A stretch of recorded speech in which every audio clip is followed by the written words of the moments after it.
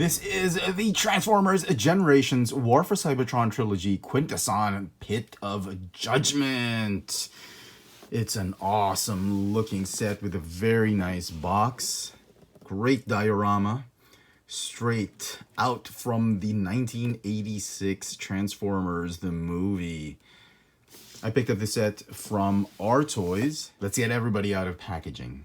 And here's the Pit of Judgment out of packaging. It's actually a pretty nice set. It comes with this huge instruction manual for all the figures. The Pit of Judgment, I was actually thinking it was a little bit small in the beginning, but when you look at how it actually looked like in the movie, Pit of Judgment was really a very concise type of chamber with the Sharkticon pit right there and the Quintessons right here. If you look at what Hasbro's done, it's actually a very, very nice representation of this iconic scene from the movie. And I'm actually very impressed.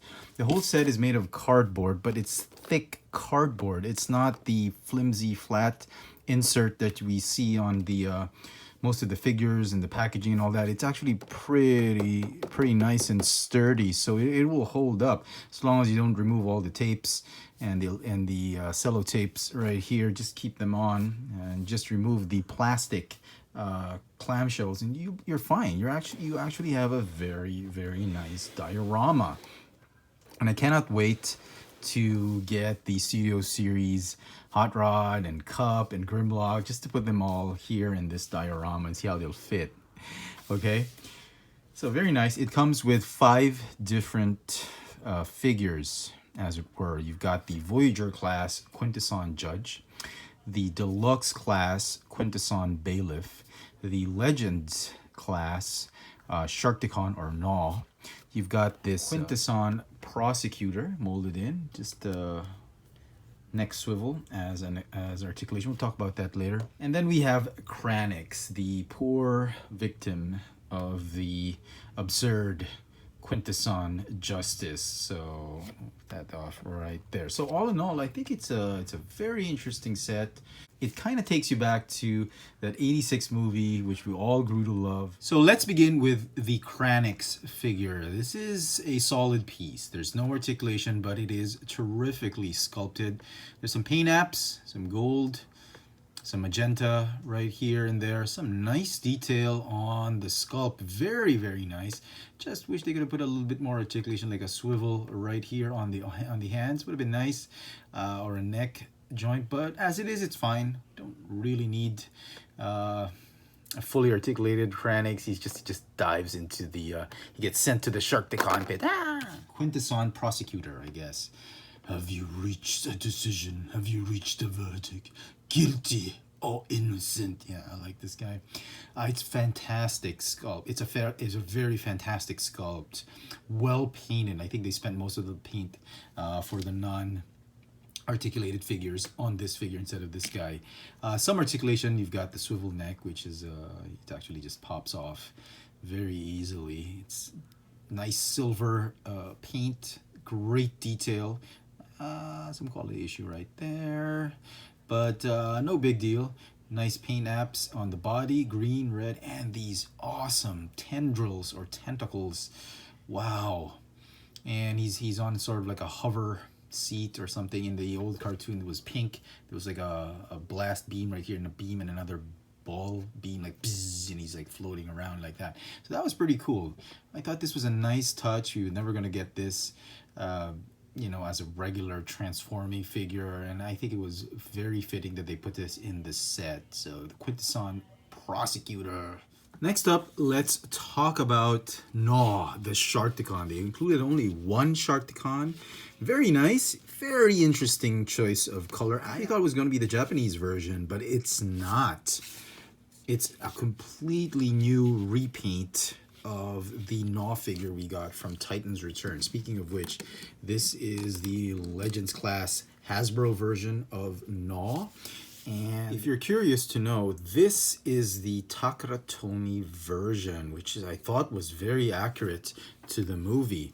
And if you look at them, we've got 3 different versions of this mold, I still think this was the most accurate. If we look at some screen caps from the 86 movie, I think all three are none of them are accurate to how Gnaw or the Sharkticons look like, except maybe the old G1 toy, which I don't have. This one I think is the closest one we got to these guys.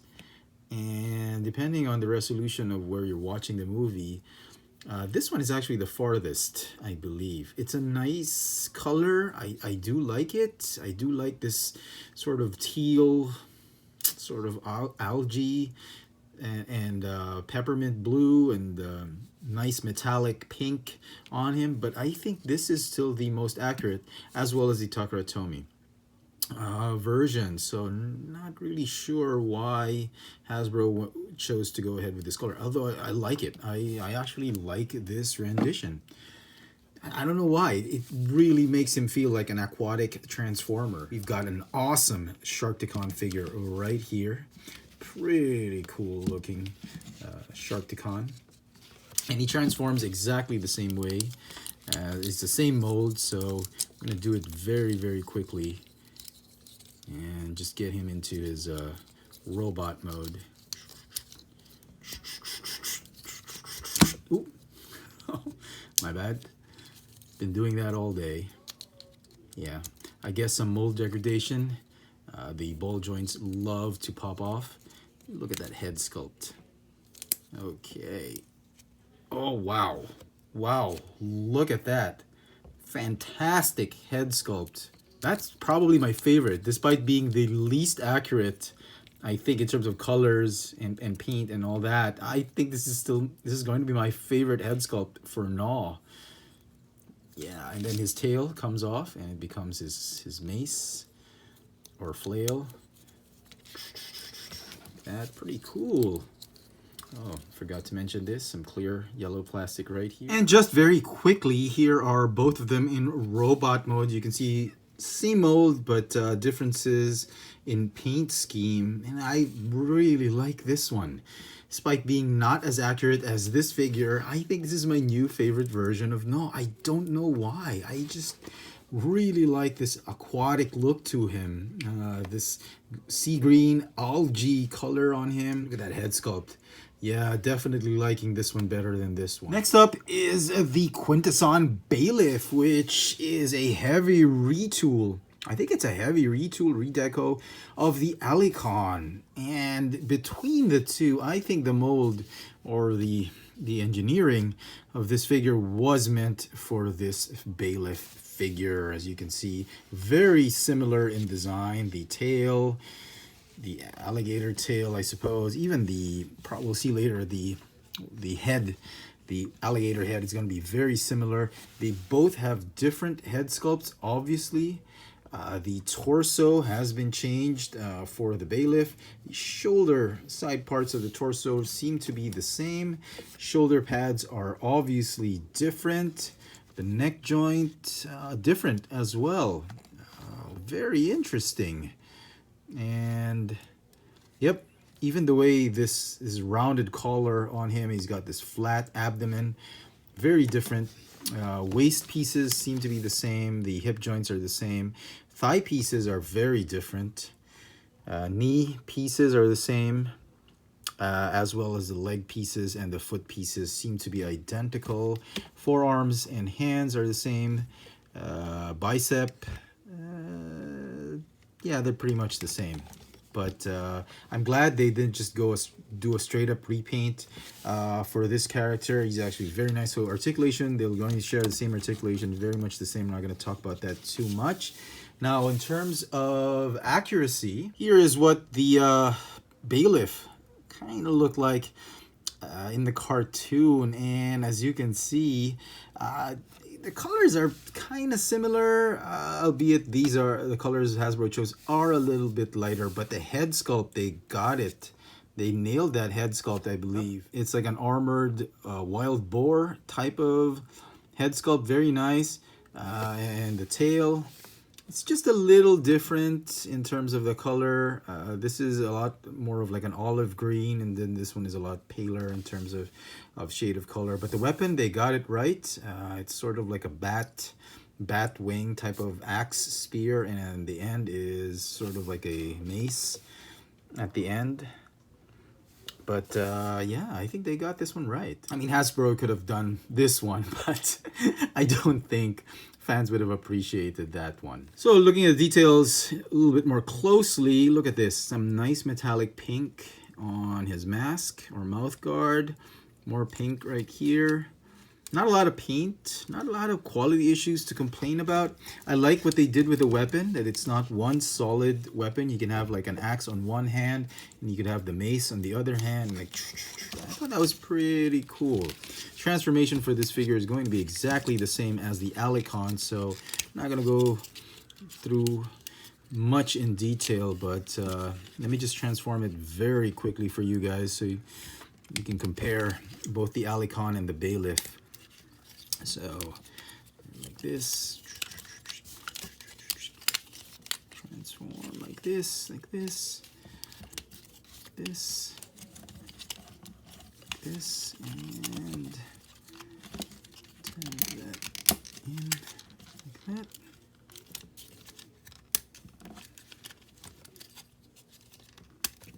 Okay, there you go. Obviously, the end of the tail is also removable to become that sword or scimitar, which not really a good color, brown, but it will work. And here you go. There is the Bailiff in his alligator beast mode form. And looking at these two side by side, you can clearly see that Hasbro decided to remold the top half of the beast head. It's a lot more scaly type of mold. This one is a lot more robotic. The lower jaw seems to be the same. They just painted it differently. It's the same mold, but I'm glad they changed this one as well. So you're not exactly getting the same figure, same engineering, but different parts, some shared parts here and there. But it feels like a brand new sculpt and a different character altogether. So well done, Hasbro. Thank you for giving some fan service and giving us a little bit more than what we expected. See, here's this nice spikes on the shoulders, different kind of spikes right here, same tail, but lots of differences to really make the purchase worth it. So very, very cool. And just like the Allicon, which you can mount the weapon right here, on the Bailiff, you can also mount that weapon right there on the back. So very cool. And I still believe that this one is the better figure between the two. Not to take anything away from this figure, you're also going to need this figure if you want to complete that Quintesson Pit of Judgment diorama or display. But I think the engineering of the mold was really meant for the Bailiff. I really like it. Just a quick look at what the Prosecutor looked like in the cartoon. I just wanted to say Hasbro really nailed it. I think this is my favorite bit of this set because it's just so cool. Now, before we talk about the final figure in the set, which is the Quintesson Judge, I just wanted to point out that the instruction sheet define each and every one of the 5 faces of the Judge. You've got doubt, death, wrath, wisdom, and wit. It's a little bit peculiar having doubt and wit. If you look at most of the fan sites, the Quintesson judges or the faces are defined as war instead of wit, death, wisdom, and judgment instead of doubt. So don't know why Hasbro decided to do that and which one's more accurate, but suffice to say, I'm just glad we're getting an awesome Quintesson. And here is the Voyager class Quintesson Judge. It's got a kind of corny alt mode, but what we're really getting with this figure is this phenomenal sculpt and gimmick of the Quintesson Judge. And if you remember in the show or in the movie, the Quintessons, they changed their faces when only one face is talking. Have you reached a decision? Guilty or innocent? We have innocent feed him to the Sharkticon. I mean, it was so cool. And it was like on a blaster, sitting on his chair. And I thought this was a really nice rendition. And I didn't get the Voyager class version, the separate single packed Quintesson, primarily because I do like how this one looks better than that other one. The other one had a lot, I think it had a more cartoony look to it. If it does go on clearance, on clearance sale, who knows, I might just get it. But the faces on that version had a more cartoony feel to it, which I like. But I do like the lighter shade of gray that they use on this one, the green tentacles, and I actually like this muted paint apps colors on the faces. And the gimmick is here. When you flick this and you hold on to this panel right here and you flick this switch, and you get different face. And this is as fast as I can do it, because I know in the movie they kind of spun a little bit faster than this. This was a pretty slow type of spinning. So in terms of articulation for the faces, only 3 of them can actually move their mandibles. So Wrath can move, and Wisdom, Death, obviously. This is probably my favorite head, the Death head. And I suppose Wit or War and Judgment or Doubt, they don't move. They don't move any of their lips. So that's okay. Also, you'll notice that in the cartoon they had a lot smoother type of face sculpt. Here, with the War for Cybertron trilogy, Hasbro decided to add a little bit more detail to each of the faces, which I really love. I think Hasbro did a wonderful job sculpting these guys and making them feel as though they're not too cartoony, but they're not too robotic, in the sense that they've given them a more modern take on the Quintesson Judge faces. Okay, so yeah, tentacles are here. They're not on wires. They're just molded in. They don't really do anything. They just do that. I thought the green tentacles looked much better, much cooler. Okay, so that's it. That's the entire Quintesson Judge gimmick. Now, to transform him into his base or jail alt mode, first thing you want to do is you want to get him off his chair. Okay. And then you want to take this off. There's this jail piece right here. It's just sitting on their heads like that. You remove the dome, and this is the jail piece, the jail cell, which you can put. Will fit obviously Kranix, but the bars are too far apart. I mean, he can easily squeeze out, so it's pretty useless. However, it is big enough to fit a Micromaster, which I thought was just incredible. Could put a Micromaster right in there and it'll be just fine. We'll put him off to the side. Okay, now the blast effect, you can actually remove it. You can just pull it out if you want to. There's really nothing to it, but the instructions tell you to press this lever or this latch right here, and it should depress those 2 clips, and you'd easily remove it. Okay, and then you plug in the blast effect right here, and it's going to stay right there off to the side for a little bit. Okay, next thing you want to do is you want to pull up the faces. Now, to do so, you can just pry them out like that if you want to and move them up right here, but the instructions tell you that there is a latch right here which you have to pull up, and that will allow you to detach this clip right here. So just to be on the safe side, do that to everybody. But I've seen some other reviews, they just flip it out. This Death's head is a little tight, so you'll have to squeeze that latch and just pull him up just like that. Now Death, the panel on Death, that's the main I guess the main plank or the main walkway that leads to the inner chamber right here. And you got to find the double notches or the double grooves right there, and that's where you put that gangplank or walkway. The others will just fold down like this and form the sort of walls and stands or stilts of this chamber right here, this Quintesson chamber. It's a little tight on my copy. Just do this, and okay, so right there, and then the tentacles or tendrils. You just fold them up like that, and you've got a squid base of sorts. And this one, you just kind of drop it in like that. It doesn't, I don't know what to do with it. I guess open up the mouths so that there is a sort of a way to just have him latch on the chins, I suppose, like that. I thought this was pretty corny. There's nothing you can do. It's just the topper for that bit. Okay, and then if you have other expansion sets and other Micromasters or Battle Masters, and then you can sort of assemble. So he's got a gun. Assemble a base of sorts, and yeah. Let me just see if I can just tab this in.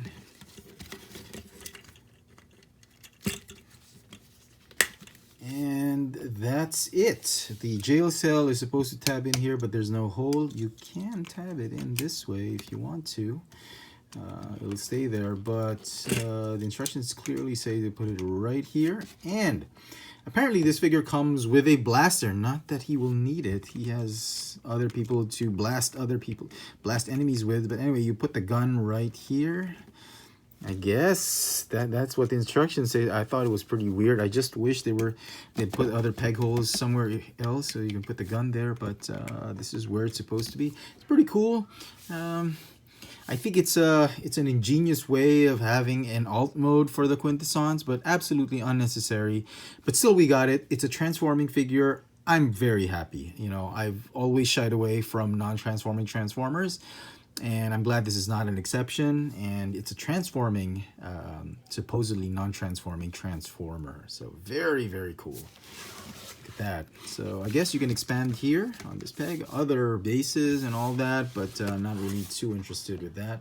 As it is, looking pretty cool as a jail cell. Yep. And so some final thoughts on the Quintesson Pit of Judgment set.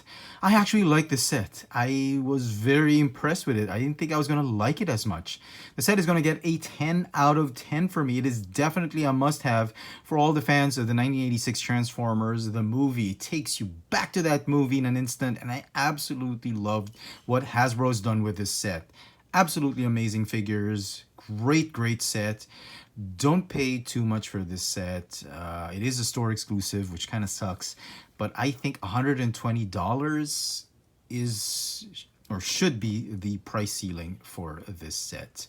With that, I'd like to thank everybody for joining me in this review. Let me know in the comment section what you think of this set. Do you agree with me? Do you think it's a pass? Do you think it's a must-have? Let me know in the comment section. And as always, hit that notification bell so you never miss out on any of my latest video reviews. If it's your first time here, please subscribe. And if you want to help the channel out, help me make more video reviews, please check out my Patreon account. There is a link in the description box below. Any form of contribution will be greatly appreciated. Help me further the channel. As always, thanks for watching. Has the Imperial Magistrate reached a verdict? I have. Guilty or innocent? Be this mockery of justice. I repeat, guilty or innocent? Innocent. Feed him to the Sharkticon.